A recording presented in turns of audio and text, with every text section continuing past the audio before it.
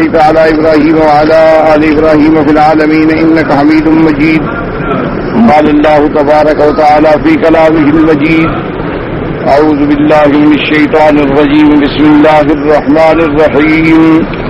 يا أيها الذين آمنوا إذا تداينتم بدين إلى أجل مسمى فاكتبوه وليكتب بينكم كاتب بالعدل ولا يأب كاتب أن يكتب كما علمه الله فليكتب وليملل الذي عليه الحق وليتق الله ربه ولا يبخس منه شيئا فإن كان الذي عليه الحق سفيها أو ضعيفا أو لا يستطيع أن يمل هو فليملل وليه بالعدل واستشهدوا شهيدين من رجالكم فإن لم يكونا رجلين فرجل وامرأتان ممن ترضون من الشهداء أن تضل إحداهما فتذكر إحداهما الأخرى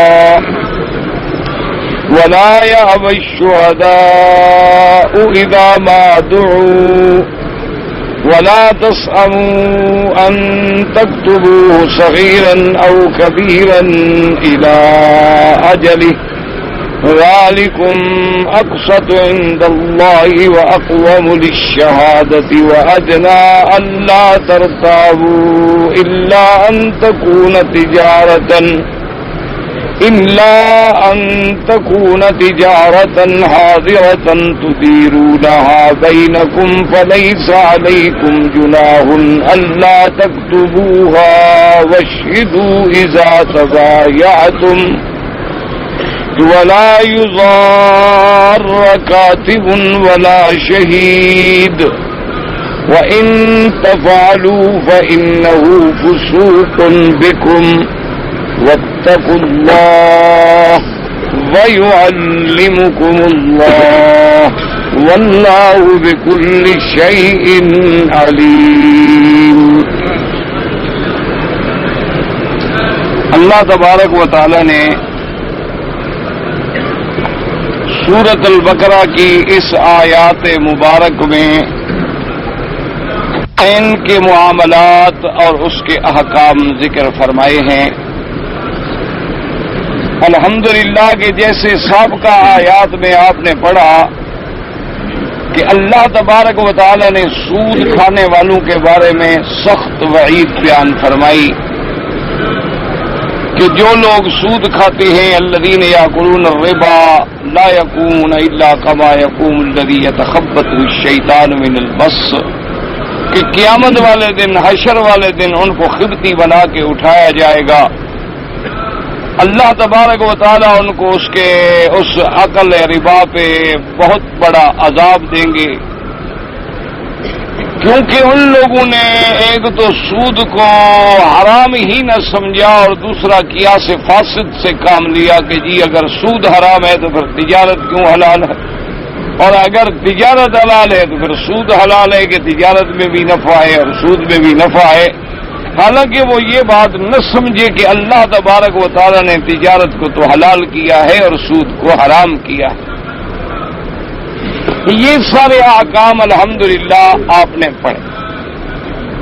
ان احکامات کے بعد پھر ایک قاعدہ کلیہ بیان کیا گیا کہ اے ایمان والو، جو لوگ ایمان لے آئیں اور صحیح معنوں میں مومن بن جائیں، نمازیں قائم کریں، زکاتیں دیں، اللہ کے ہاں ان کے لیے بڑا بدلہ ہے، بڑا اجر ہے، بڑا ثواب. اور اس کے بعد پھر آخری آیات میں اللہ نے فرمایا کہ ایمان والو اللہ سے ڈرو. یا ایھا الذین آمنوا اتقوا اللہ، ایمان والو اللہ سے ڈرو.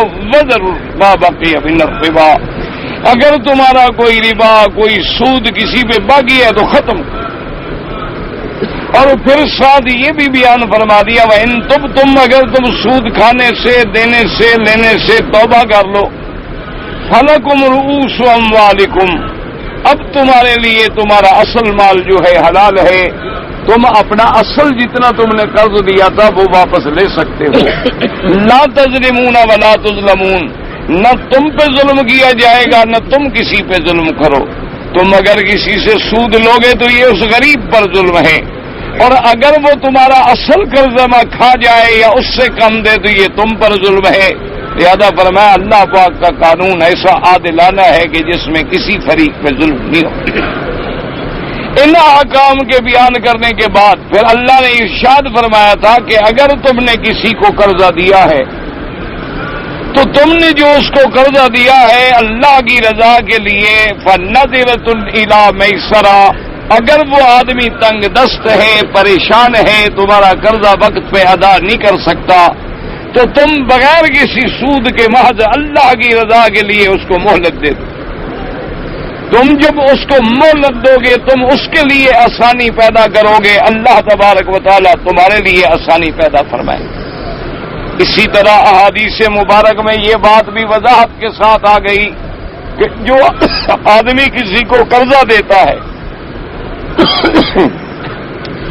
مثلاً آپ نے کسی کو 1000 ریال قرضہ دیا ہے 2 مہینے کے لیے، تو اللہ تبارک و تعالیٰ حکم دیتی ہے کہ اس میرے بندے کا 2000 ریال جب تک قرضے کی مدت ہے روزانہ صدقہ لکھتے رہو، اور اگر 2 مہینے کے بعد اس بندے سے قرضہ ادا نہیں ہوا، آپ نے اس کو مزید 2 مہینے مہلت دے دی اللہ کے لیے، تو اب 1000 کے بجائے 2000 روزانہ کا تمہیں صدقے کا ثواب لکھا جاتا ہے۔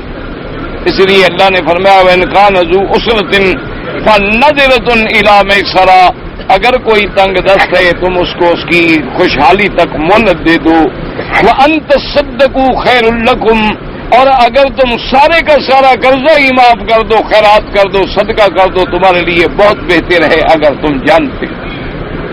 پھر اللہ تبارک و تعالیٰ نے سود کے احکام کے بعد جیسے کہ ابتدا میں حکم دیا تھا اتقوا اللہ، اسی طرح آیت کو ختم کیا کہ واتقوا یوما لا ترجعون یوما ترجعون فیہ الی اللہ، کہ اے لوگو اللہ سے ڈرو اور اس دن سے ڈرو جب سب دن لوٹ کے جانا ہے اپنے اللہ کے دربار میں۔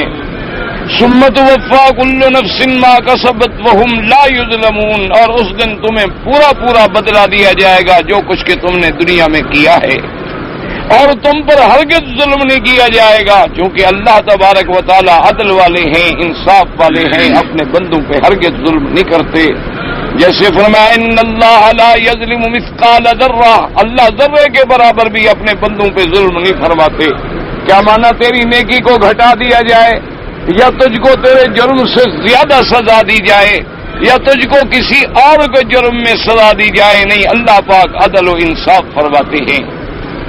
اور یہ آیت مبارک جو تھی واتقوا یوما ترجعون فیہ الی اللہ، یہ وہ آیت مبارک ہے جو ہمارے آقا سرکار مدینہ صلی اللہ علیہ وسلم پہ سب سے آخر میں اتری ہے۔ حضور پاک صلی اللہ علیہ وسلم اس آیت کے اترنے کے بعد بعض روایات میں ہے کہ 3 مہینے، اور بعض روایات مبارکہ میں ہے کہ 21 دن، اور ایک روایت مبارک میں ہے کہ اس کے بعد آپ صرف 9 دن زندہ رہے اور اس کے بعد آپ کی وفات ہو گئی۔ تو ان احکامات میں اللہ تبارک و تعالیٰ نے آپ کو حکم دیا ہے کہ سود سے بچیں اور اللہ کے راستے میں خرچ کریں، اور اگر کسی کو قرضہ دیں وہ بھی اللہ کی رضا کے لیے دیں۔ اب جو ہم نے آیات پڑھی ہے، تلاوت کی ہے، اس کے اندر ہے کہ اگر ہم نے کسی کو قرض دیا ہے تو اس قرض دینے کا طریقہ کیا ہوگا، احکام کیا ہوں گے، اس کے لیے شرائط کیا ہوں گے، اس میں اللہ تبارک و تعالیٰ نے اپنے بندوں کو کیا سکھایا۔ اور اس کے ساتھ ایک بات یاد رکھ لیں، تو اب 3 چیزیں ہو گئی، سمجھ لیں اچھی طرح سے۔ ایک چیز تو ہو گئی مطلقاً خیرات، کہ آدمی کو اللہ توفیق دے اور اللہ کے راستے میں خیرات کرے، اس کو کہتے ہیں صدقات۔ اچھا، اب اس کے اندر پھر قسمیں ہیں کہ بھئی بعض صدقات جو ہیں وہ تو واجبہ ہیں، مفروضہ ہیں، جیسے زکوٰۃ۔ اچھا، اسی طرح بعض صدقات واجبہ ہیں جیسے صدقہ فطر، اور اس کے علاوہ جو صدقات ہیں وہ صدقات نافلہ ہیں کہ جتنا اللہ تمہیں توفیق دے تم اللہ کے راستے میں خرچ کرو۔ اچھا، ایک قسم کیا ہو گئی، یاد رکھیں ہمیشہ کے لیے، صدقات، خیرات۔ دوسری قسم آپ نے کیا پڑھی ہے، ربا، سود۔ اور تیسری قسم ہم کیا پڑھ رہے ہیں؟ دین، قرض دینا، قرض لینا.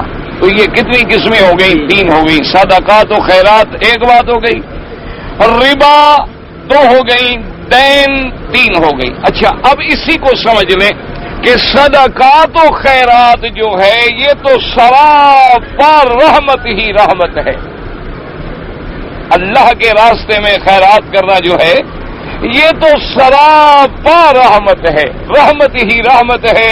اللہ کے غضب کو صدقہ بجھا دیتا ہے، آنے والی مصیبتوں کو صدقہ ٹال دیتا ہے، آدمی کے گناہوں کو صدقہ مٹا دیتا ہے. اور صدقے سے تمہارے رزق میں، تمہاری اولاد میں، تمہارے مال میں اللہ برکتیں عطا فرما دیتے ہیں. اور اللہ کے فرشتے آسمانوں سے اترتے ہیں جن کی ڈیوٹی یہ ہوتی ہے کہ وہ روزانہ صبح سے شام تک یہ دعا کرتے رہیں کہ اللہم آت لکل منفق خلفا، کہ یا اللہ جو تیرے راستے میں دے رہا ہے اس کو اپنے خزانے سے عطا فرما، اور جو تیرے راستے میں دینے سے بخل کر رہا ہے وآت لکل ممسک تلفا، اور جو تیرے راستے میں بخل کرے اس کے مال میں تباہی و ہلاکت پیدا کر. تو صدقات سمجھ لیں کہ سراپا خیر ہی خیر، رحمت ہی رحمت ہے.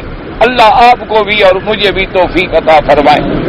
اور صدقات میں یاد رکھو کہ صدقات جب دینے ہیں تو خالص حلال سے، کیونکہ اللہ پاک ہے اور نہیں قبول کرتے مگر پاک ہو.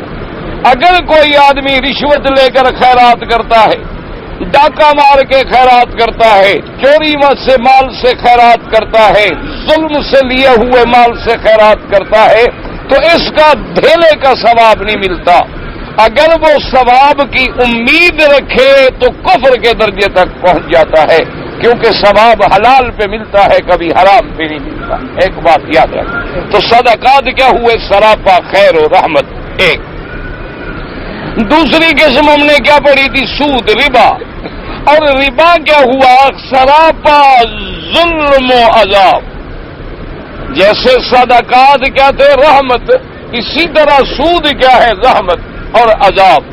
سود کی جتنی قسمیں ہیں، سود چاہے تم قرض پر لو، سود چاہے تم بے شرا میں لو، سود چاہے تم ان 6 چیزوں میں جو میرے آقا نے بیان فرما دی ہے، سونا ہے، چاندی ہے، گندم ہے، جو ہے، کھجور ہے، انگور ہے، اس میں کمی بیشی کرو، یہ سب سود ہے. اور سود سراپا عذاب ہے، دنیا میں بھی باعث عذاب، قبر میں بھی باعث عذاب، اور حشر میں بھی باعث عذاب. اللہ تبارک و تعالی معاف فرمائے کہ دنیا میں بھی سودی آدمی کا پیٹ کبھی نہیں بھرتا، وہ ہر وقت اسی دولت کے چکر میں ہوتا ہے. اور کبھی اللہ اسے دنیا میں ذلیل کر دیتی ہے کہ سٹے میں آ کے کروڑوں بہار کے ایک دن میں جو آدمی کروڑ پتی تھا شام کو فٹ پاتھ پہ بیٹھا ہوتا ہے. اور پھر آخرت کا عذاب تو یہ عالم ہے کہ میرے آقا نے فرمایا کہ جب مجھے بیت المقدس سے معراج کے لیے لے جایا جا رہا تھا، مجھے ایک نہر دکھلائی گئی جو خون کی بھری ہوئی ہے، اور اس کے اندر ایک آدمی بڑا محنت سے تیرتا ہے، اور جب کنارے کے قریب آتا ہے ایک بندہ کھڑا ہے، اس کے منہ میں پتھر مارتا ہے، پھر وہ واپس چلا جاتا ہے، پھر تیر کے کوشش کرتا ہے کہ کنارے پہ پہنچ جاؤں، جب کنارے پہ آتا ہے پھر پتھر مارا جاتا ہے. حضور پاک نے فرمایا، میں نے جبریل علیہ السلام سے پوچھا کہ یہ کون لوگ ہیں؟ انہوں نے کہا حضور یہ وہ لوگ ہیں جو دنیا میں سود کھاتے تھے، ان کو ابھی برزخ سے عذاب شروع، اور پھر اصل عذاب جو ہے وہ تو آخرت کا عذاب ہے. تو اس لیے سمجھ لیں کہ صدقہ سراپا رحمت اور سود سراپا عذاب. اور باقی تیسری قسم کیا تھی؟ دین. دین کا معنی ہوتا ہے قرض پہ لین دین. یہ کیا ہے؟ یہ سراپا عدل ہے، یہ سراپا عدل ہے کہ اس میں عین انصاف اور عدل ہونا چاہیے. اب جناب اللہ نے حکم فرمایا کہ ایمان والو اگر تم کسی کو دین دیتے ہو، قرضہ دیتے ہو ایک وقت مقرر تک، تو سب سے پہلا حکم کیا ہے کہ فاکتبوہ، کہ سب سے پہلی بات یہ ہے کہ تم لکھ دیا. اب اس میں سمجھیں، اس میں تقریباً 4 قسمیں ہیں، پوری توجہ کریں گے تو سمجھ آئے گی، کیونکہ یہ معاملہ ہے نا لین دین کا اصل میں، تو اس کے اندر تقریباً 4 قسمیں بنتی ہیں، پھر ہر قسم کے تابع سینکڑوں قسمیں ہیں جو فقہا نے اپنی کتابوں میں لکھی ہے، اور ان کتابوں کے اندر اس کی تفصیلات جو ہیں وہ محفوظ ہیں۔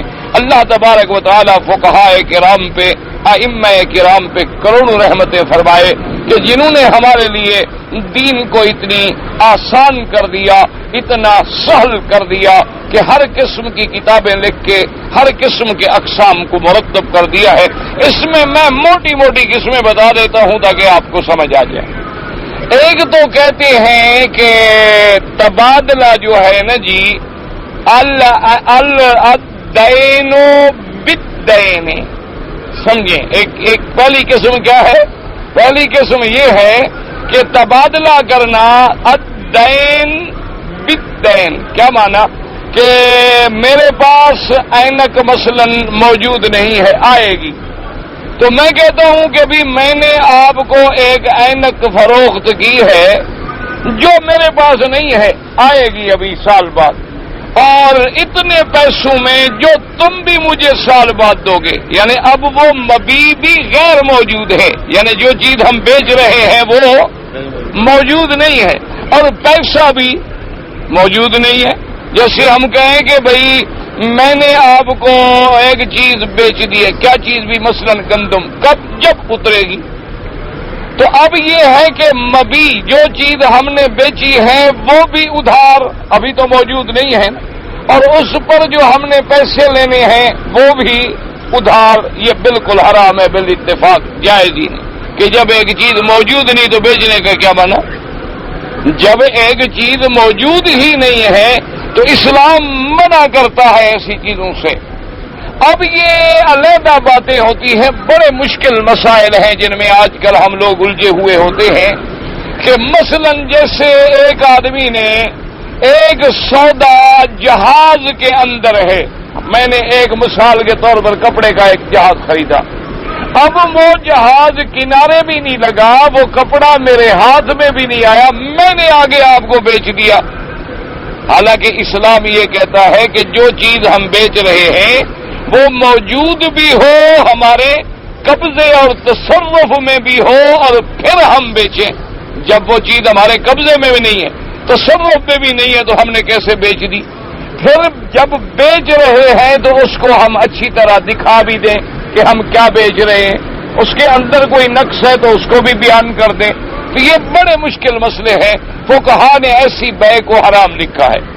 البتہ علماء متاخرین نے، یعنی موجودہ زمانے کے علماء نے تمام روایات کو سامنے رکھ کر کچھ ایسے راستے پیدا کیے ہیں کہ بھئی اگر اس جہاز میں جو مال آ رہا ہے اس کا سودا ہو گیا ہے، ڈاکومنٹ جو ہیں وہ میرے قبضے میں آ گئے ہیں، کاغذات اور دستاویزات جو ہیں وہ میرے پاس پہنچ گئی ہیں، میرا سودا تام ہو چکا ہے، میری بیع تام ہو چکی ہے، میں نے اس پارٹی کو پیمنٹ کر دی ہے، تو کہتے ہیں کہ گویا یہ کاغذات کا قبضے میں آنا مال کا قبضے میں سمجھا جائے گا، کہ گویا ہمارے ہاں مال قبضے میں آ گیا۔ کیوں؟ ورنہ تو یہ ہے کہ سارے ملک میں تمام جتنی بیع شرا ہو رہی ہے ساری کی ساری حرام ہو جائے۔ آج کل تو جتنا بیع شرا ہے وہ ساری اسی طرح ہوتی ہے، مال ابھی وہ دوسرے ملک سے چلتا ہے اور یہاں بک جاتا ہے، مال ابھی اب جہاز میں لوڈ ہوتا ہے اور یہاں اس کے پہلے سودے ہو جاتے ہیں۔ تو اس لیے بعض علماء کرام نے اس کے لیے ایک راستہ نکالا ہے کہ بھئی وہ جو ڈاکومنٹ ہمارے پاس ہیں، گویا وہ دستاویز جب ہمارے قبضے میں ہے تو گویا مال ہمارے قبضے میں ہے۔ جیسے مثلا آپ کے پاس 100 ریال ہے تو یہ 100 ریال بھی تو کاغذ ہے، لیکن یہ دستاویز ہے گویا کہ آپ جس جگہ جا کر 100 ریال دیں گے تو وہ 100 ریال کی چیزیں آپ کو دے دیں گے، تو یہ دستاویز کا قبضے میں ہونا گویا 100 ریال کے بدل میں جو چیز ہے وہ ہمارے قبضے میں ہے۔ اس لیے بعض علماء نے اس کے لیے راستہ پیدا کیا ہے، لیکن افضل بات وہی ہے اور اعلیٰ بات وہی ہے کہ جو چیز ہم بیچ رہے ہیں وہ بھی موجود ہو اور لینے والا جو ہے وہ بھی موجود ہو اور قبض بھی ہمارا تام ہو، تصرف بھی ہمارا تام ہو، اور اس کے بعد اس کے اچھائیاں برائیاں بھی ہم دوسرے پہ بیان کر دیں۔ اگر بیچنے والی مبی بھی ادھار ہے اور بے بھی ادھار ہے تو یہ دونوں حرام ہیں، یعنی جو چیز ہم بیچ رہے ہیں وہ بھی نہیں ہے اور پیسہ بھی ادھار ہے، یہ بالاجماع حرام ہے، کسی کے نزدیک بھی حلال نہیں، یاد رکھ لو۔ اچھا یہ بات جو ہے یہ تو بالکل ختم ہو گئی۔ اچھا ایک یہ ہوتا ہے کہ مبی جو ہے العین بالدین، یہ دوسری قسم ہو گئی، یاد رکھیں۔ پہلی قسم کیا تھی؟ الدین بالدین، یعنی مبی بھی ادھار پیسہ بھی ادھار۔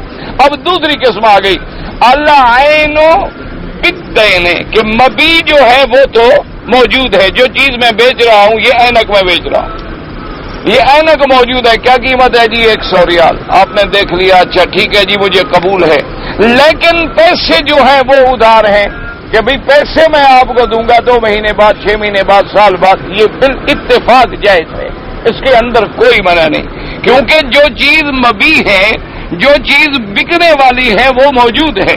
سمجھ آ رہی ہے بات؟ اچھی طرح سمجھ لیں کہ مبی موجود ہے اور جو پیسہ ہے وہ موجود نہیں ہے، وہ کیا ہے؟ ادھار ہے، تو اس پہ لینا جو ہے یہ بالاتفاق جائز ہے، بالاجماع جائز ہے، اس کے اندر کوئی حرمت والی بات نہیں۔ یہ 2 قسمیں ہو گئی۔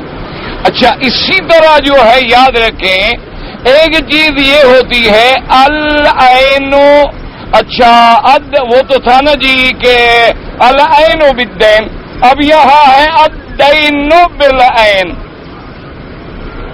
اب یہ تیسری قسم آ گئی، ذرا اس میں غور کریں، یہ بے شراء کا باب بڑا مشکل باب ہوتا ہے، اور خدا کی قدرت ہے کہ دین میں سب سے اہم جو ہے وہ معاملات ہیں اور اس کی طرف ہماری توجہ بھی نہیں ہے۔ لوگوں نے بس یہی سمجھ لیا ہے کہ میں نماز پڑھتا ہوں، روزہ رکھتا ہوں اور زکوٰۃ دے دیتا ہوں، خیرات کر دیتا ہوں تو شاید میں پکا دیندار ہوں۔ یہ دین نہیں ہوتا۔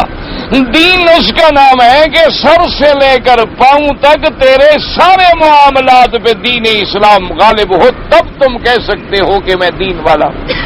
یہ نہیں ہوتا کہ صرف چند عبادات کا نام دین رکھ لیں، چند رسومات کا نام دین رکھ لیں، چند لوگوں کے اندر جو رواج ہیں وہ اپنا لیے جائے تو دین رکھ لیں۔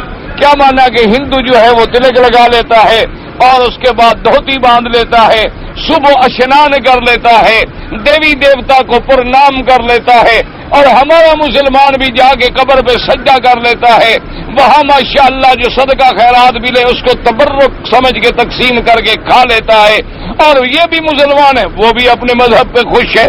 یہ مذہب اسلام دین اس کا نام نہیں ہے۔ یہی لوگوں کو ایک بہت بڑی غلط فہمی پڑی ہوئی ہے، بہت سارے۔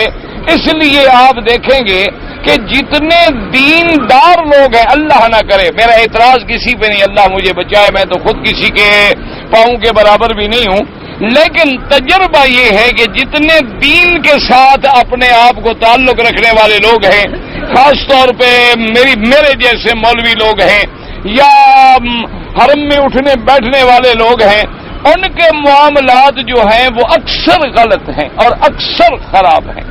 اللہ معاف کرے، یعنی آپ کسی دکاندار کو چاہے وہ داڑھی مڈاتا ہے، سگریٹ پیتا ہے، شراب پیتا ہے، فاسق کے فاجر لین دین کریں، ہو سکتا ہے وہ لین دین ٹھیک رہے آپ کے ساتھ، لیکن اگر آپ تجربہ کریں تو کسی مولوی کو ادھار دے کے دیکھ لیں۔ چلو آپ تجربہ کریں، اس کے بعد جو مرضی ہے مجھے آگے بتا دیں۔ جو آدمی زیادہ حرم میں نمازیں پڑھ رہے ہیں، حالانکہ چاہیے تو یہ تھا کہ نماز پڑھنے والا پکا مومن ہوتا، نماز تو علامت ایمان تھی، لیکن آج جتنا زیادہ نماز پڑھنے والا ہے سمجھو انشاءاللہ اتنی جلدی پیسہ ہضم کرنے والا ہے، اس کو امید ہے کہ میں شام کو بخشوا لوں گا۔ ہمارا تجربہ تو یہی ہے میرے بھائی کہ جتنے لوگوں کو ہم نے صف اول میں نماز پڑھتے ہوئے دیکھا ہے، جنہوں نے 10 سال ہمارے پاس بیٹھ کے قرآن پڑھا ہے اور جن کو ہم سمجھتے تھے کہ یہ فرشتے ہیں، انہی لوگوں کے پاس جب پیسہ آیا تو 1 ریال بھی واپس نہیں ملا۔ ان لوگوں نے جو کہا جی حضرت ہم تو صرف یعنی استاد جی یہ خدمت کرنا چاہتے ہیں کہ بس آپ ہمیں اتنے پیسے دے دیں، ہم کام کریں گے، تجارت کریں گے، کاروبار کریں گے، تاکہ حضرت آپ سکون سے پڑھائیں اور ہر مہینے ہم جو ہے انشاءاللہ آپ کی خدمت میں جو نفع آئے گا برابر کا نفع نقصان دیں گے. الحمدللہ اصل بھی غائب، شگرد بھی غائب. ایک فائدہ ہو گیا ہے کہ ایسے لوگوں سے جان چھوٹ گئی. پیسہ تو چلو قیامت میں مل جائے گا، لیکن کم از کم چلو الحمدللہ ایسے لوگوں سے کم از کم ہر وقت ملنا، ہر وقت اٹھنا بیٹھنا، اس سے تو جان چھوٹ گئی نا. باقی رہ گیا پیسے. اگر دنیا میں نہ بھی ملے کوئی فرق نہیں پڑتا، آخرت میں تو اتنا بڑا عدل کا دن موجود ہے کہ ذرہ ذرہ ملے گا، اور پھر وہ نیکیاں ملیں گی، پیسوں کی بھی ضرورت نہیں ہے ہمیں. تو اس لیے ہمیشہ سمجھیں کیا معنی. یہ مطلب ہوتا ہے کہ آپ نے کہا کہ جی میں آپ کو جناب فلاں چیز جو ہے وہ دوں گا، آپ مجھے پیسے ابھی دے دیں. تو یہ العین جو ہے کہ اس میں ہو گیا بالدین، کہ جو بیچنے والی چیز ہے وہ تو موجود نہیں ہے لیکن پیسہ موجود ہے.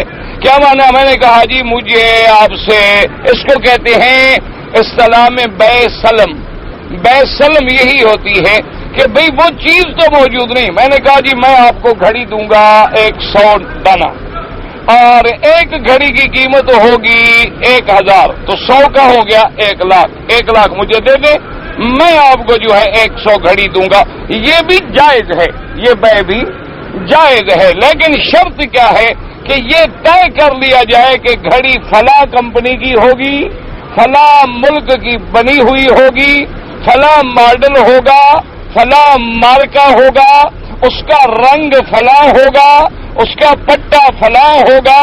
وہ چیز معین کر لی جائے تاکہ اس کے اندر کل کو پھر کبھی بیشی ہو کے حرام نہ بن جائے. چیز معین کر دی گئی. پیسے ہم نے پہلے لے لیے، 1 لاکھ ہم نے لے لیا. جیسے آج کل یہ تجارت بڑی عام ہوتی ہے کہ آپ ایک کمپنی کو آرڈر کرتے ہیں، ہمیں گھڑی چاہیے، ہمیں ریڈیو چاہیے، ہمیں ایئر کنڈیشن چاہیے، ہمیں جناب اینکیں چاہیے. وہ کہتے ہیں ٹھیک ہے جی ہم تو مصروف ہیں اور ہمارے پاس اتنے آرڈر ہیں کہ ہم لوگوں کو دے ہی نہیں سکتے.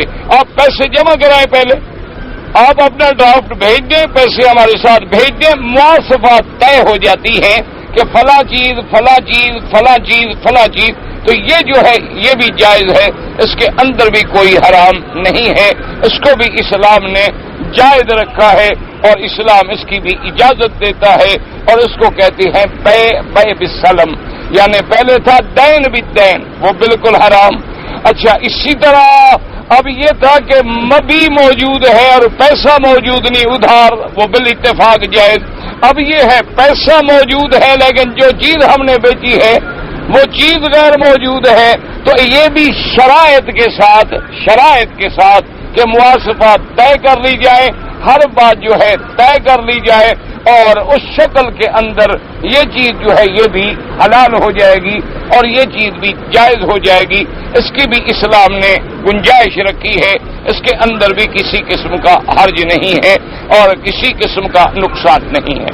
اچھا اسی طرح اور سمجھیں گے اسلام نے ہمیں کیا حکم دیا کہ جب تم تدائنت کسی کو دین لیں یعنی قرضہ دیتے ہو تو کیا کرو. قرضے کے لیے ایک شرط تو یہ ہے کہ پہلے ایک وقت معین کرو کہ بھئی کتنی مدت کے لیے بھئی تم کو قرضہ چاہیے. انہوں نے کہا جی آپ مجھے پیسے دے دیں، میں جو ہے 1 سال میں آپ کو، یا میں جناب رمضان المبارک میں 15 رمضان کو آپ کو دے دوں گا. ایک تو الی اجل مسمى. دوسرا حکم ہمیں اسلام نے کیا دیا ہے، اسلام یہ کہتا ہے کہ جب تم اس قسم کا لین دین کرو تو کیا کرو. فرمایا وَلْيَكْتُبْ بَيْنَكُمْ كَاتِبٌ بِالْعَدْلِ. اور فرمایا دوسری بات اس کا خیال رکھو کہ لکھے تمہارے درمیان عدل کے ساتھ لکھنے والا. یہ لین دین جو ہے اس کو تحریر کرو. کیوں؟ کوئی پتہ نہیں ہے قرض دینے والا مر گیا، کوئی پتہ نہیں ہے قرض لینے والا مر گیا. تو اب مرنے کے بعد گھر والوں کو، بیٹے کو، اولاد کو، ورثاء کو تو پتہ ہی نہیں، تو لہذا وہ تو بیچارہ قبر میں عذاب بھگتتا رہے نا. اس لیے حکم ہے کہ جب تم اذا تداینتم بدین الی اجل مسمى، ایک وقت مقرر تک، فلیکتب بینکم کاتب بالعدل، لکھنے والا جو ہے وہ اس کو لکھے، انصاف کے ساتھ لکھے. اچھا اب جب لکھنے کا حکم آ گیا تو اب یہ ضروری تو نہیں ہوتا کہ ہر آدمی پڑھا لکھا ہو، قرض دینے والا یا قرض لینے والا. وہاں اللہ نے قرآن پاک میں ایک جامع قانون فرما دیا، فرمایا وَلَا يَأْبَ كَاتِبٌ أَن يَكْتُبَ كَمَا عَلَّمَهُ اللَّهُ۔ اللہ نے ارشاد فرما دیا کہ جو لکھنے والا ہے، کاتب ہے، اس کو چاہیے کہ وہ لکھنے سے انکار نہ کرے۔ یعنی اگر اس کے پاس کوئی آدمی آئے، وہ کہہ دے دیکھو جی ہم آپس میں قرض کا لین دین کر رہے ہیں، آپ لکھنا پڑھنا جانتے ہیں، آپ ہمیں لکھ دیں، تو وہ انکار نہ کرے۔ اللہ نے جب اس کو علم دیا ہے، اللہ نے اس کو لکھنے پڑھنے کا علم عطا فرمایا ہے، تو اللہ کا شکر یہ ہے کہ وہ کاتب ہے، لکھنا جانتا ہے، معاملات کو جانتا ہے، وہ لکھے، اس کے لیے لکھنا ضروری ہے، انکار نہ کرے۔ اچھا، اب جناب حکم یہ تھا کہ لکھوائے گا کون، یعنی اب یعنی کس کے ذمے ہے وہ بھی بیان فرما دے۔ فرمایا فَلْيَكْتُبْ وَلْيُمْلِلِ الَّذِي عَلَيْهِ الْحَقُّ وَلْيَتَّقِ اللَّهَ رَبَّهُ وَلَا يَبْخَسْ مِنْهُ شَيْئًا۔ اللہ نے حکم فرما دیا کہ وہ لکھے، اور وَلْيُمْلِلِ الَّذِي عَلَيْهِ الْحَقُّ، یعنی جس نے قرضہ دینا ہے وہ دستاویز لکھ کے دے گا۔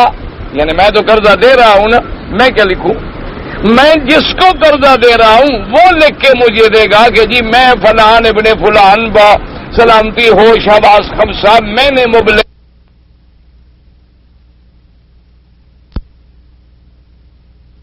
والا ہے کاتب، تو کیا کرے؟ وَلْيُمْلِلِ الَّذِي، وہ املا کرے گا کہ جی کہا آپ میری طرف سے لکھیں کہ میں نے جناب مبلغ اتنا پیسے اتنا قرضہ فلاں آدمی سے لے۔ اللہ نے فرمایا کہ اب شرط یہ ہے کہ لکھنے والا جو ہے اللہ سے ڈرے، ایسا نہ ہو کہ اپنی طرف سے کوئی کم کر دے۔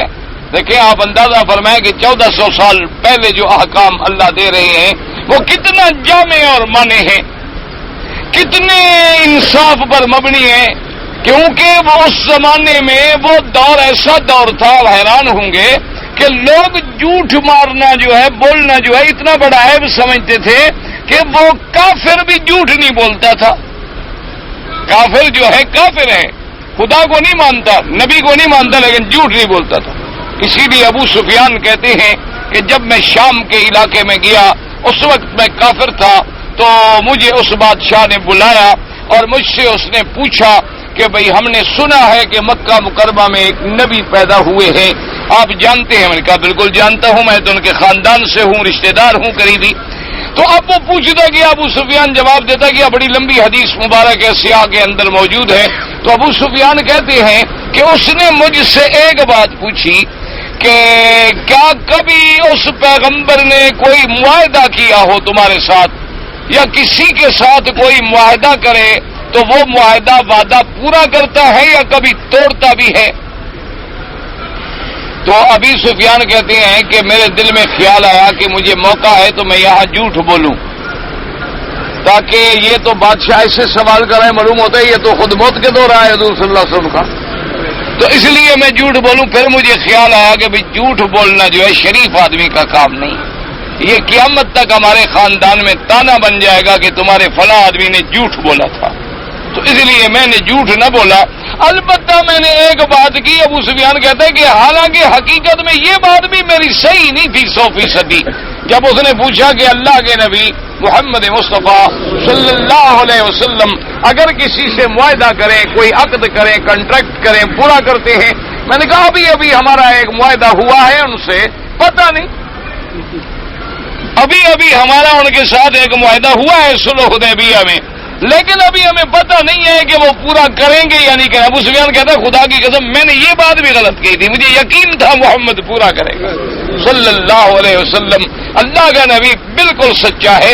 اتنی بات بھی میں نے کہی، لیکن یہ بھی میں دل سے نہیں کہہ رہا تھا۔ تو اس وقت جھوٹ بولنے سے یعنی کافر جو ہے وہ بھی شرمندہ ہوتا تھا کہ میں جھوٹ بولوں، یعنی کافر۔ اچھا، اسی طرح کافرہ عورتیں، جو کافرہ عورتیں خدا کو نہیں مانتی، نبی کو نہیں مانتی، رسول کو نہیں مانتی، لیکن زنا کو عیب سمجھتی تھی۔ بی بی ہندا جب آئی نا جی، یہ بھی اسی ابو سفیان کی بیوی ہے، اور میرے آقا نے ان سے جب بیعت لی اور ان کو بیعت فرمایا اور قرآن پاک کی یہ آیتیں تلاوت کی یا ایھا النبی اذا جاءک المؤمنات یبایعنک علی ان لا یشرکن باللہ شیئا ولا یسرقن ولا یزنین ولا یقتلن اولادہن. اے میرے مدنی پاک، اگر ایمان والی عورتیں آئیں، ایمان لانا چاہتی ہیں، بیعت کرنا چاہیں تو ان سے بیعت لے کے اللہ کے ساتھ شرک نہ کریں. اللہ یشرکن باللہ شیئا، دوسری شرط کیا ہے؟ ولا یسرقن، چوری نہ کریں. اور تیسری شرط یہ بیعت میں وعدہ لیں ولا یزنینا، کہ وہ عورت اسلام لانے کے بعد، کلمہ پڑھنے کے بعد زنا نہ کرے. جب حضور نے یہ فرمایا تو بی بی ہندا چپ نہ رہ سکی، فوراً بول پڑی کہ اوتزن الحرۃ یا رسول اللہ. کہنے لگی حضور ایسی شرطیں ہم سے کیوں لے رہے ہیں؟ کیا کوئی شریف آزاد عورت بھی زنا کا کبھی سوچ سکتی ہے؟ حضور کیا ضرورت ہے ہم سے بیعت لینے کی کہ زنا نہ کرو؟ شریف عورت تو زنا کے بارے میں سوچ ہی نہیں سکتی، پھر ضرورت کیا ہے کہ بیعت کے وقت میں اس سے یہ اقرار لیا جائے؟ یعنی اندازہ کرو، پہلے زمانے میں زنا کافر کے نزدیک بھی عیب تھا، اور جھوٹ بولنا جو ہے کافر کے نزدیک بھی عیب تھا. اور آج جو کچھ مسلمانوں میں ہے، سب سے بڑا اپنے آپ کو کامیاب مسلمان وہ سمجھتا ہے جو زیادہ جھوٹ بولنا جانتا ہو.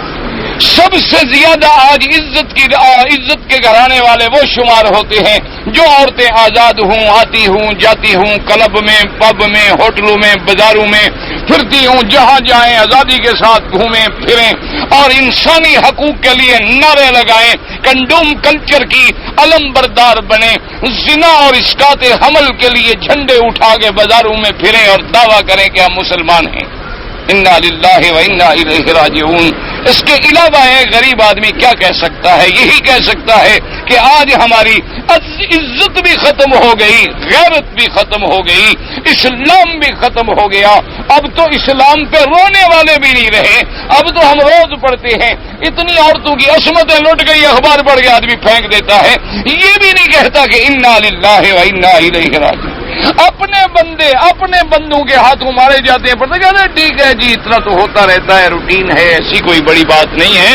2-4 کروڑ کی آبادی کا معاملہ ہو تو 10, 15, 20 آدمی کا کیا فرق پڑتا ہے؟ یہ تو ایسا عام سی بات ہے اور یہ ہر جگہ ہوتا ہے. دیکھیں نا جی، کبھی گاڑی الٹ جاتی ہے، کبھی بس الٹ جاتی ہے، کبھی کشتی ڈوب جاتی ہے، کبھی ٹرینیں ٹکرا جاتی ہیں، سینکڑوں آدمی مر جاتے ہیں. تو ایسی تو کوئی بات نہیں ہے. حالانکہ یہ نہیں سمجھتے کہ حادثات قدرتی علیحدہ بات ہے، اللہ چاہے ساری مخلوق کو مار دے. حادثات قدرتی علیحدہ بات ہے. ایک بندے کا قتل جو ہے، پھر قصاص کا کیا معنی، پھانسی کا کیا معنی، عدالت کا کیا معنی، قانون کا کیا معنی؟ پھر تو ساری چیزیں جو ہیں وہ بیکار ہو کے رہ جاتی ہیں. تو بہرحال سمجھیں کہ اسلام نے حکم دیا اور فرمایا کہ خبردار ولیتق اللہ ربا، اپنے رب سے ڈرو. ایسا نہ ہو کہ وہ کہے بھی لکھ لو میں نے 1 لاکھ قرضہ لیا ہے، اور لکھنے والا پہلے کہہ دے اس سے دیکھو بھائی بات سنو، اس علاقے میں منشی ہوں میں اور تو پڑھا لکھا بندہ کوئی نہیں، وہ مجھے بلوائیں گے لکھوانے کے لیے. تم اگر مجھے 10,000 دے دو نا تو 1 لاکھ کا لکھوں گا ہی میں 10,000. تو 10,000 تم نے اس کو دینا ہے، 10 مجھے دے دو، 20,000. لاکھ لے لو، 80 تمہیں بچ گیا. تو وہ جناب جب آتا ہے لکھواتے ہیں کہ صفر کا ہی تو مسئلہ ہے نا جی، 1 صفر کم کر دو تو 10,000 بن جائے گا، 1 صفر زیادہ لگا لو تو 1 لاکھ بن جائے گا. اب جو بیچارہ قرضہ دے رہا ہے وہ پڑا ہوا تو ہے نہیں. اس لیے اللہ نے فرمایا کہ خبردار، کاتب کو چاہیے کہ وہ عدل کرے، انصاف کرے، وہ کبھی کسی چیز کو نہ بڑھائے نہ گھٹائے. جو لفظ سے کہا جا رہا ہے وہ امانت و دیانت کے ساتھ اس کو لکھ دے. ایسے فرمایا ولیتق اللہ ربا ولا يبخس منه شيئا. اچھا فإن كان الذي عليه الحق سفيها أو ضعيفا أو لا يستطيع أن يمل هو فليملل وليه بالعدل. اب اللہ نے ایک اور مسئلہ بیان فرمایا کہ اگر وہ آدمی جو قرضہ دینے والا ہے بے وقوف ہے، کوئی عقل زیادہ نہیں، ایسے بس کبھی کچھ کبھی کچھ، اچھا یا اتنا کمزور ہے کہ وہ لکھ بھی نہیں سکتا، لکھوا بھی نہیں سکتا، اچھا اسی طرح یا پھر نابالغ ہے، چھوٹا بچہ ہے، سمجھ نہیں لیکن جائیداد اس کی ہے، تو اب اس کا جو ولی ہے، جو اس کا ولی ہے شرعاً، یعنی اس کا باپ ہے، بھائی ہے، یا اس کا مختار کار ہے، یا اس کا وکیل العام ہے، تو اس کو چاہیے کہ وہ لکھوائے. فَلْيُمْلِلْ وَلِيُّهُ بِالْعَدْلِ. اور اللہ نے یہ بھی فرما دیا کہ اس کے لیے بھی شرط ہے کہ وہ بالکل ٹھیک ٹھیک املا کرے، یعنی ٹھیک ٹھیک بات لکھوائے، اپنی طرف سے کوئی چیز کمی بیشی نہ کرے۔ تو اب یا تو خود لکھواؤ یا تمہارا ولی لکھوائے، تمہارا مختار لکھوائے، تمہارا وکیل لکھوائے۔ اچھا، ایک تو حکم ہو گیا کہ بھئی معین وقت معین ہو، کیوں کہ وقت معین نہ ہو تو پھر جھگڑے ہوتے ہیں۔ اچھا، دوسری بات کیا معین ہو گئی کہ جب ادھار کرو تو تحریر ضروری ہے۔ اچھا، تیسری بات کیا ہوگی کہ لکھنے والا بھی عدل انصاف سے لکھے، اپنی طرف سے کوئی حرف زیادہ نہ لکھ دے۔ اب چوتھا حکم آ رہا ہے، فرمایا واستشهدوا شهيدين من رجالكم فإن لم يكونا رجلين فرجل وامرأتان ممن ترضون من الشهداء۔ اللہ نے فرمایا کہ یاد رکھو جب یہ لکھت پڑھت ہو رہی ہو، تحریر ہو رہی ہو، تو شرط ہے کہ دو مرد تمہارے واستشهدوا شهيدين من رجالكم، یعنی اگر تم مسلمان ہو تو گواہ بھی تمہارے تم میں سے مسلمان ہوں، اور دونوں گواہ ممن ترضون من الشہداء، اور گواہ بھی ایسے ہوں کہ جو قابل عمل، دیانتدار، امانت والے گواہ، ان کو گواہ رکھو۔ تو فرمایا اچھا، اس سے فقہا نے مسئلہ نکالا ہے کہ اگر ایک آدمی کے پاس تحریر ہے، گواہ نہیں ہے، تو قاضی اعتبار نہیں کرے گا، وہ کہے گا جب اس پہ گواہی نہیں ہے تو میں نہیں مانتا۔ اب یہ بڑے جزیات ہیں کہ فرض محال وہ تحریر اس کی لکھی ہوئی ہے، اس کی قلم دلالت کر رہی ہے، وہ معترف ہے، لیکن قاضی اگر چاہے تو رد کر دے گا، وہ کہے گا کیونکہ اللہ کے حکم ہے واستشهدوا شهيدين، دو گواہ بناؤ، دو گواہوں کے دستخط لو، کیونکہ جب دو گواہ ہوں گے تو جھگڑا نہیں رہے گا۔ اچھا، اب ایک مسئلہ یہ بھی ہو گیا فَإِن لَّمْ يَكُونَا رَجُلَيْنِ فَرَجُلٌ وَامْرَأَتَانِ، اگر دو مرد گواہ نہ ملیں تو پھر کیا کریں؟ پھر اسلام کہتا ہے کہ ایک مرد اور دو عورتیں جو ہیں ان کو گواہ بنا دیں۔ اصل وجہ کیا ہے؟ یاد رکھو، یہ جو آج کل نئی تہذیب ہے نا جی، یہ نئی تہذیب کے جو علم بردار لوگ ہیں، جو حقوق انسانیت اور حقوق نسوانیت کا اپنے آپ کو علم بردار کہتے ہیں، وہ یہی اسلام پر سب سے بڑا اعتراض کرتے ہیں کہ دیکھو جی، دو عورتیں ایک مرد کے برابر، دو عورتیں ایک مرد کے برابر، دو عورتیں، عجیب بات ہو گئی جناب، یہ تو بڑی ناانصافی ہے۔ عورتیں پڑھی لکھی ہوتی ہیں، سمجھدار ہوتی ہیں، عورتیں بڑی بڑی ذہین ہوتی ہیں، لیکن دو عورتیں، اس کا مطلب ہے کہ عورت کو تو آدھی کر دیا گیا۔ اسی طرح اس کو میراث میں بھی اسلام مرد کے مطابق آدھا حصہ دیتا ہے، اور گواہی میں بھی اسلام نے اس کو آدھا سمجھا ہے کہ ایک مرد کے برابر دو عورتیں۔ حالانکہ وہ کہتے ہیں کہ جناب آج تو ایک عورت 1000 مرد پہ بھاری ہے، تو یہ آپ کا کیسا قانون ہے کہ ایک عورت جو ہے وہ ایک مرد ایک ہو اور دو عورتوں کے برابر؟ تو ایک عورت گھر میں ہو تو سب کو تگنی کا ناچ نچا دیتی ہے۔ آپ یقین فرمائیں نا جی، آج کل آپ دیکھ لیں کہ بڑے سے بڑا آدمی بھی کیوں نہ ہو نا جی، بڑے سے بڑا شیر، بہادر، پڑھا لکھا، بڑا خطیب، مولوی، عالم، پیر، بزرگ، جس کے لاکھوں بیعت ہونے والے، گھر جائے گا تو بیوی کے سامنے بھیگی بلی بن کے بیٹھا ہوگا، بلا جو بیٹھی اندر،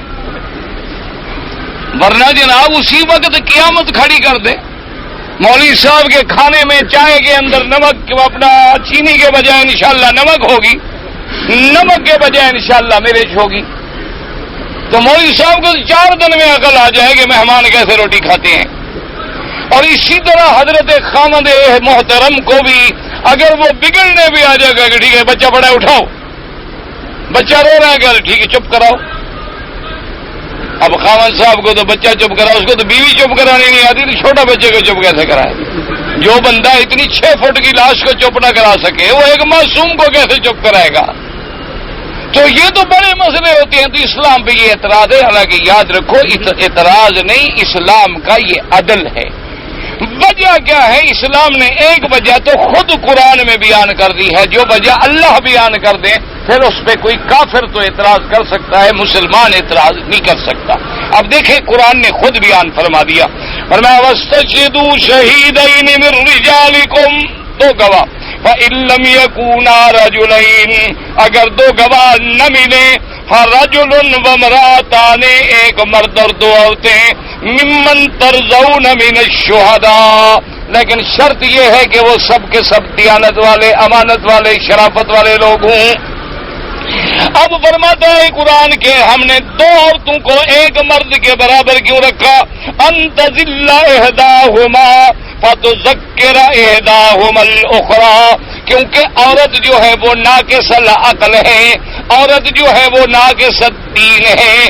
اگر ایک عورت کو کوئی بات بھول بھی جائے تو دوسری عورت اس کو یاد دلا سکے، تو صرف اس لیے رکھا گیا کہ عورت مرد کے اعتبار سے بہرحال کمزور ہے۔ اب تو خیر یورپ نے بھی مان لیا ہے کہ عورت کے دماغوں کا وزن کیا گیا، اس کے دل کا وزن کیا گیا، اس کے اعضائے رئیسہ کا وزن کیا گیا، تو خدا کی قدرت ہے کہ مرد اور عورت میں اللہ نے طبعی اور خلقی طور پر بھی فرق رکھا ہے۔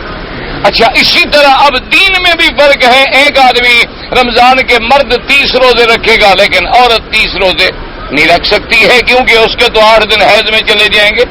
اچھا، اسی طرح اگر نفاس آ جائے، بچہ پیدا ہو جائے، تو وہ کبھی کبھی 40 دن تک بھی وہ ایک مہینہ پورا روزہ نہیں رکھ سکتی، تو پورے رمضان میں جو مرد نے فضیلت حاصل کی وہ اس کو حاصل نہ ہو سکی۔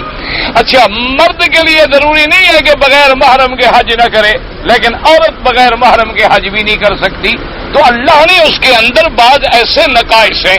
اچھا، عورت اب جناب حیض کے عالم میں، نفاس کے عالم میں عبادت بھی نہیں کر سکتی، روزہ بھی نہیں رکھ سکتی، نمازیں بھی نہیں پڑھ سکتی۔ اب ہر مہینے کی عورت کے لیے اگر 8 دن کے حیض ہوں تو 40 نمازیں مرد سے کم ہو گئیں۔ جس مرد نے نمازیں پڑھی اس کا ثواب 40 تو زیادہ ہوگا، تو عورت ناقص بھی ہو گئی، عبادت میں بھی، دین میں بھی اور عقل کے اندر بھی۔ اور حضور نے فرمایا، ایک صحابی نے پوچھا کہ یا رسول اللہ کہ عورتیں جو ہیں تو بڑی سمجھدار، تو اسلام کہتا ہے کہ عقل تھوڑا ہے، کیا معنی؟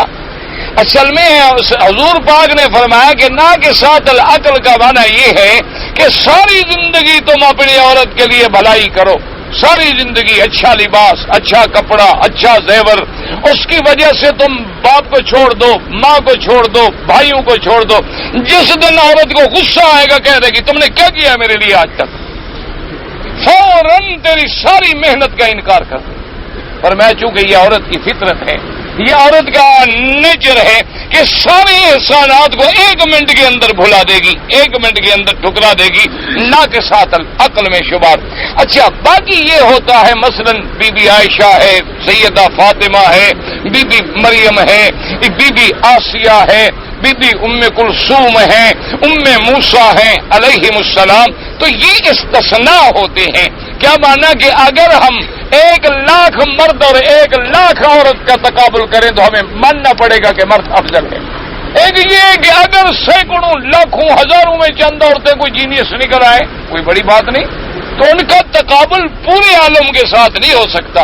اللہ کی نظر جو ہے اپنی پوری مخلوق پہ ہے۔ اچھا، دوسری بات یہ دیکھیں، اسلام کا عدل ہے کہ بھئی اس کو میراث میں حصہ آدھا ملتا ہے۔ کیوں؟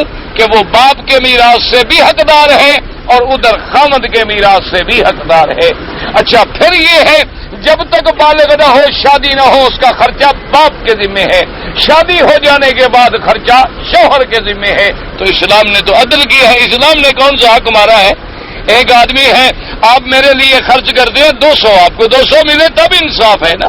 یہ تو نہیں کہ آپ کو 100 ملے اور میں خرچ کروں 200 اور مجھے 50 ملے، پھر کیا انصاف ہوا؟ تو عورت کے، مرد کے لیے تو کسی کی ذمہ داری نہیں ہے نا، عورت کے لیے تو والدین ذمہ دار ہیں شادی تک، اور شادی کے وقت میں بھی جہیز دیں گے، گھر سے کپڑے دیں گے، سامان دیں گے، چیزیں دیں گے، اس کو عزت کے ساتھ روانہ کریں گے۔ اب جب شوہر کے گھر میں چلی گئی تو وہ کہتی ہے، اچھا آپ دیکھیں، یقین کریں، آپ اللہ کے کعبے میں ہیں، ٹھنڈے دل سے بات بتائیں، جس گھر میں عورت پیدا ہوتی ہے، باپ ماں کے گھر میں 18، 20، 25 سال زندگی گزارتی ہے، اس کو کبھی اپنا گھر نہیں کہتی، اور جہاں شادی ہو جائے پھر کہتے پوچھو جی آپ کہاں جا رہی ہو؟ جی ہم تو اپنے گھر جا رہے ہیں۔ ٹھیک ہے کیا؟ یعنی شوہر کا گھر تو اس کا اپنا گھر ہے، اور ماں باپ جس کے نطفے سے پیدا ہوئی، جن کے پیٹ میں پلی بڑھی، جن نے پالا پوسا، اس مقام پہ پہنچایا، شادی کی، وہ گھر تو ماں باپ کا گھر ہے۔ اور خامد سے بھی کہے گی کہ میں باپ کے گھر ہوا ہوں، ماں آئی تھی آج فون کیا تھا، میں ماں یہ نہیں کہے گی کہ میں اپنے گھر ہوں چونکہ وہ تو اس کا گھر ہی نہیں، یہ عقل ہے نہ؟ آپ اندازہ فرمائیں، یہ دلیل عقل ہے کہ جو آدمی جس گھر میں پیدا ہو اس کو اپنا نہ سمجھے اور جہاں عارضی طور پہ چلا جائے وہاں وہ اس کا اپنا گھر۔ اچھا وہ طلاق دے دیں پھر اپنا گھر کدھر گیا؟ اگر خامد طلاق دے دیں پھر کہاں آئے گی؟ پھر اسی والدین کے دروازے پر، وہ پھر اپنا گھر تو ختم ہو گیا۔ اس لیے عورت ناقصات العقل ہے۔ اچھا دوسری بات جو ہے وہ یہ یاد رکھے کہ اسلام نے حدود اور قصاص میں عورت کی شہادت ہی نہیں رکھی،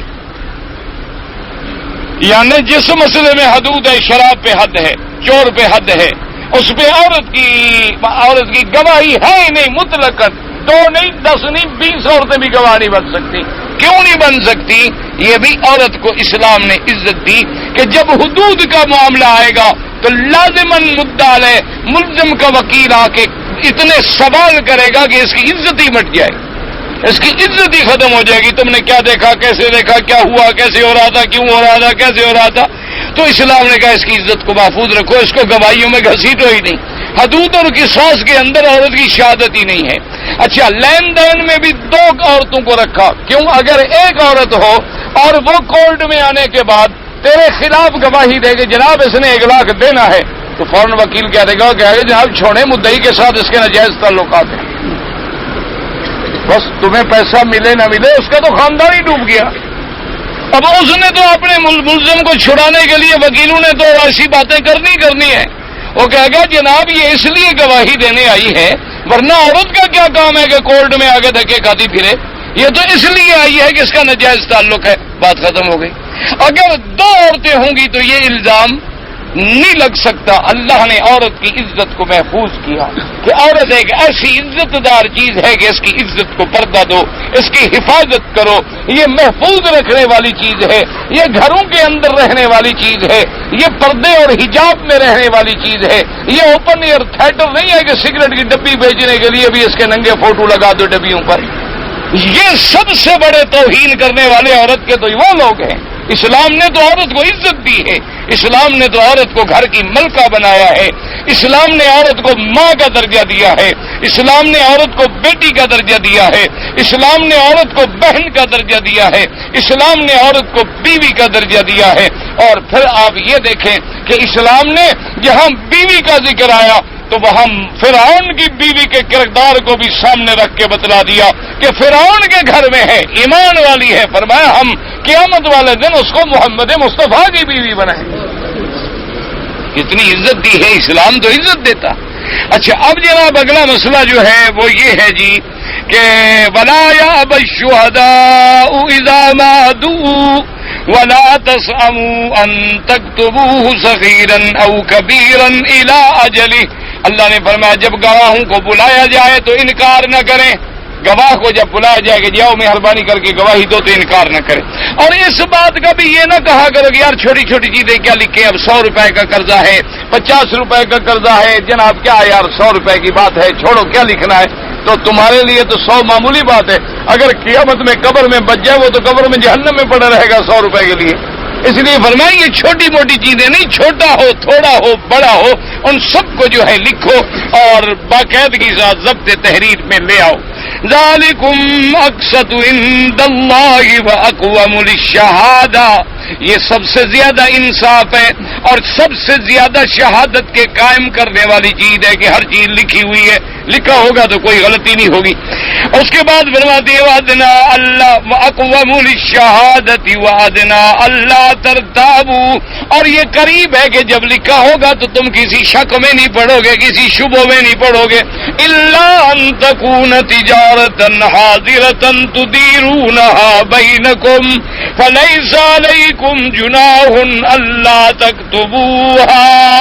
اللہ نے فرمایا کہ ہاں بعض معاملات ایسے ہیں کہ جیسے تمہاری نقد بے شرا ہے، اچھا جی یہ گلاس کتنے کا ہے جی 1 ریال، 1 ریال دے دیا، گلاس دے دیا 1 ریال، یہ کتنے کا ہے جی 2 آنے، 2 آنے، تو اس کو لکھنے کی کوئی ضرورت نہیں، کیونکہ یہ رات دن جو بے شرا جاری ساری ہے، ہر وقت نقد دے رہے ہو، نقد دے رہے ہو، نقد دے رہے ہو، تو لینے والا بھی دیکھ رہا ہے، دینے والا بھی دیکھ رہا ہے، اگر روپیہ کھوٹا ہے واپس کر دو، مال گندا ہے اسی وقت واپس کر دو، اس میں نہ لکھو تو کوئی ضرورت نہیں ہے۔ لکھا وہاں جاتا ہے جب درمیان میں کچھ وقت آئے، ادھار آئے اور وقت۔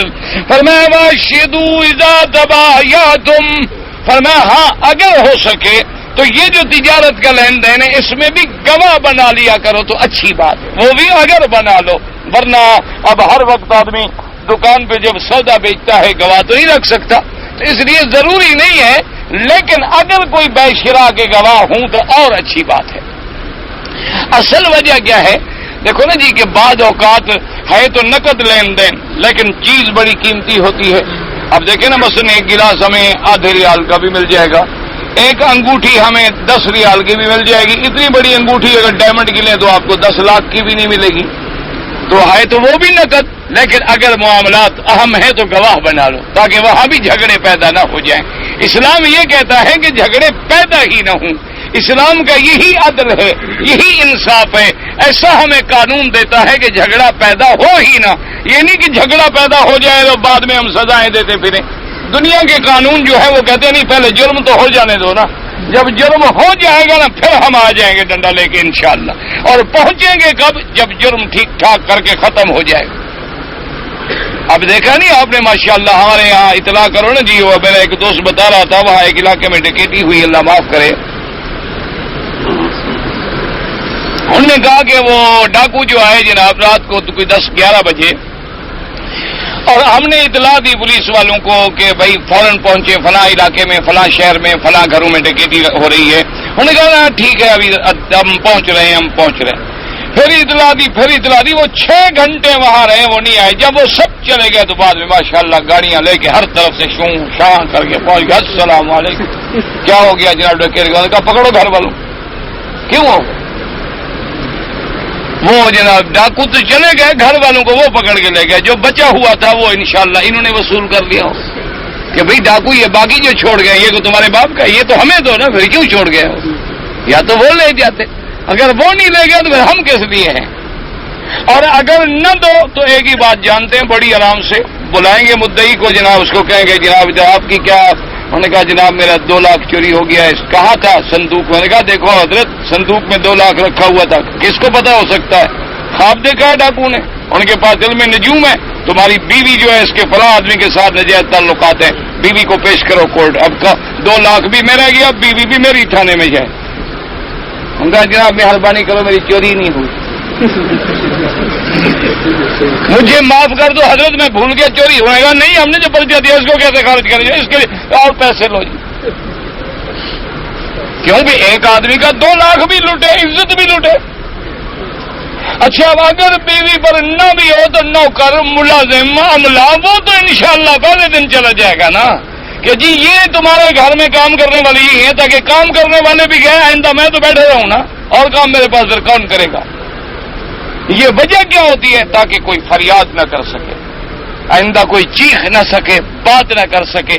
اسلام کہتے ہیں نہیں، جرم ہونے نہ دو، مٹا دو، جڑ کاٹ دو جرم کی۔ اچھا اب جناب فرماتے ہیں واشہدوا اذ ولا یضار کاتب ولا شہید وان تفعلوا فانه فسوق بكم۔ اللہ نے فرمایا کہ یاد رکھو تم لکھنے والے کو بھی اور گواہی دینے والے کو بھی نقصان نہ پہنچاؤ۔ کیا مانا؟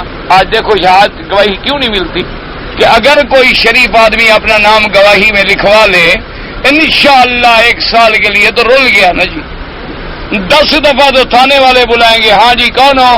اور جناب میں گواہ ہو، جہاں بیٹھ دفعہ وہاں بیٹھ جاؤ، گواہ ہو نا، کوئی تو میرے ایس پی تو نہیں ہو، 5 دفعہ بیٹھ جاؤ، یہ گواہ کی عزت ہو رہی ہے۔ اچھا اب جناب اس کے بعد کورٹ میں جائے گا، آج غائب، آج وکیل نہیں، آج گواہ نہیں، آج پی پی نہیں، آج کو فلاں نہیں، آج منصف نہیں، آج قاتل نہیں، اور جناب رلتے اس لیے کوئی شریف آدمی گواہی کے قریب ہی نہیں آتا، آنکھوں سے دیکھ رہا، اس سے پوچھو کہ آپ نے دیکھو، کہتے نہیں مجھے نہیں پتا، وہ بھائی آپ وہاں سے گزر رہے تھے، کہتا جی اتفاق کی بات ہے میں ذرا ادھر دیکھ رہا تھا۔ کیوں؟ وہ کہتا ہے یہ جھوٹ بولنا بہتر ہے کہ میں لاکھ جھوٹ بھی بولوں اور 1 مہینے کے لیے عدالتوں اور تھانے کے چکر بھی لگاؤں۔ اس لیے اسلام نے فرمایا خبردار لکھنے والے کو یا گواہ کو کبھی نقصان نہ پہنچاؤ، اس کو بالکل انصاف دو۔ اور اس لیے فقہا نے لکھا ہے کہ اگر مثلا گواہ کہتا ہے کہ مجھے کرایہ چاہیے تو آپ پابند ہیں اس کو کرایہ، کیوں؟ اگر 10 پیشیوں پہ آنا پڑے اس کا تو کباڑہ ہو گیا، اس لیے اسلام، ہاں اب وجہ کیا ہے کہ اب صحیح گواہ ملتا نہیں، اور جو گواہ ہیں وہ ٹاؤٹ ہیں سرکاری رکھے ہوئے. یعنی آپ اگر مقدمات کی لسٹ اٹھا لیں کسی ضلع کی تو انشاءاللہ 99 مقدمے میں آپ کو گواہ ایک ملے. وہ میرا ایک دوست ہے وکیل، وہ اکثر مقدمات جو ہیں وہ جیت جاتا تھا. تو ایک دن میں نے اس کو کہا، میں نے کہا یار تم بڑے مقدمے جیت جاتے ہو، اور پہلی بات یہ ہے کہ تم بلوچ ہو، اور بلوچ اتنے عقل والے کیسے بن گئے، اتنے وکیل بن گئے؟ ہم تو بلوچ بیوقوف لوگ ہوتے ہیں، سیدھے سادھے جنگلی لوگ ہوتے ہیں ہم.